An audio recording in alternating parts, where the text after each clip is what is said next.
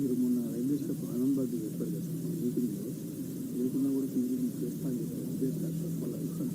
ఖాళీ మనం చేయకపోతే ఎవరు చేస్తారు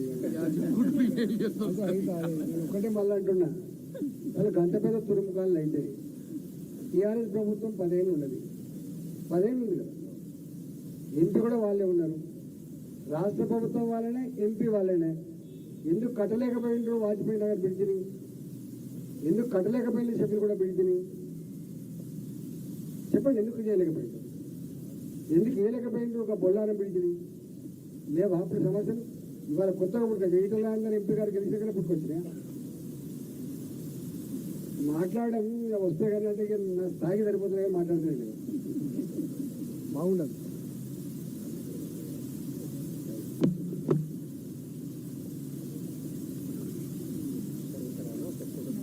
ఇంకా మళ్ళా డౌట్ లేకుండా కాపీ ఇచ్చేస్తానన్నా మళ్ళీ రేపొద్దున వచ్చి